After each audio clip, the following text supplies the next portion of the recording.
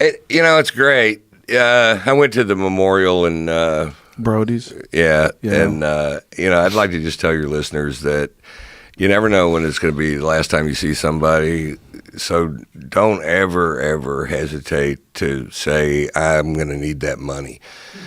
But you're going to, right? You can't do it later. You can't get it from their mother at the funeral. You can't do that. So very good point. Yeah. So don't forget that. Every time I saw Brody, I gave him a hug. That's one thing that Brody and I always had in common. Always. Every single time I saw Brody, gave him a big hug. Like he was a big hugger. Yeah, I only knew him as a brother. I feel important. I feel like it's important to me to be a part of the comedy community. Participate in it. If you're out there and you're a comedian, and you want to be a comedian, you can be a comedian. But you got to go be a comedian. Yeah. And you got to do it every day. Yeah. For the most part. And I know you're the same way. I mean, I know that you'd never pass up an opportunity to get behind a microphone, whether it's the 8 or 10 million people to listen to this or 65 people in a whatever. It doesn't matter. Doesn't matter to me. You got to do it all the time. It's the only way to do it. Right. If you don't do it all the time, you lose the touch with the reality of it. And also, it's pace, rhythm, and how comfortable you are in any situation. This situation is just me and you talking, or 26 people. I play the Laughing Skull in Atlanta. 65 people sold out. It's one of the hottest rooms I've ever had my hands on. I love that joint. Oh, isn't that cool? I did that place. Yeah. I did that place a couple years ago. Yeah, that was my hang when I lived out there. What a great place to practice. Yeah. Oh, it was. It was great. It's a great staff, too. It's like they're like comedy fans. Right. Like people that work there. The Vortex was a really cool bar next. Yeah. They have great burgers, right? Yeah. They sell a lot of number one tequila. Is what they do. Nice. Yeah, that's a great little spot. If you could have that's what every city needs, right? They need a great little comedy community, where you got up and comers that are really working on it, people that really appreciate good material. Well, there was a really good comedy scene in Atlanta, and like a couple of guys that won Last Comic Standing came out of Atlanta. And that's great. I'm so bad with names. Yeah, it's only but if you stopped and think how many real comedy communities are there in the country? I don't even think there's 10. You think there's 10? Well, St. Louis has always had one. Chicago's always had one. Always had a good Denver's always had one. And, of course, L.A., New York, Houston. Houston had one for a long time. And Hicks and Greenlee and Pineapple. Did you know Pineapple? I worked with Pineapple once. You know what he used to do?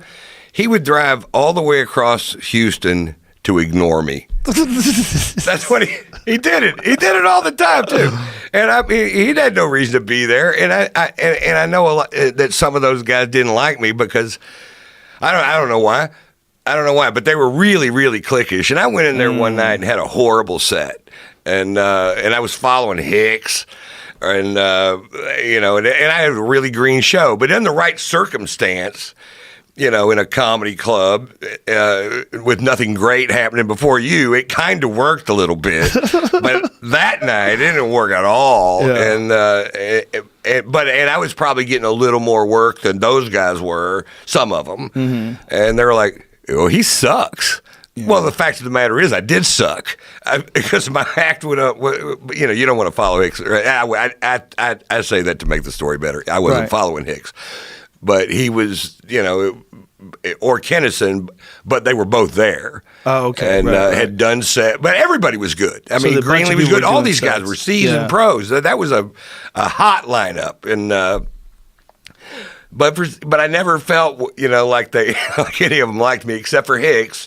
And I came to see him, do shows. And I asked him to do the story about just John Davidson and the mask, and he goes, here's what he says. He goes, "Don't stand next to the exits, just a tip," because people just walk out of the show when he does I watched him do that. He did that at the Nick's Comedy Stop in Boston, and he cleared the fucking room, man. And it was crazy because at the end of the show, there was me and Greg Fitzsimmons and maybe 3 or 4 other comics and 5 or 6 people in the crowd There was like maybe 20 people left all told, laughing our fucking asses off. Right.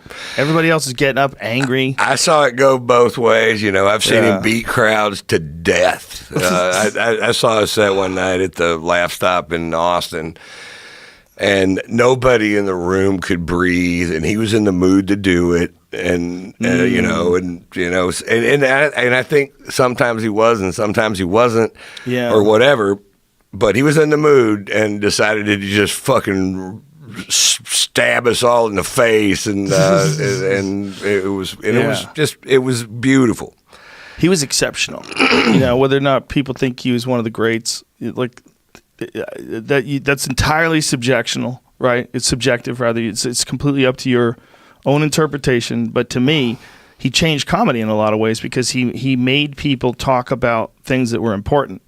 Because everybody else is talking about nonsense. You're talking about airline food and how come I can't lean my seat back. Yeah, right. Standard normal shit. Exactly, I'm falling and I can't get up. Exactly right. And he was coming along talking about positive drug stories. A man on acid realized that all matter is energy condensed to a slow rhythmic vibration. Like that whole fucking bit was amazing. Here's Tom with the weather. Yeah, that bit was amazing. Yeah. No.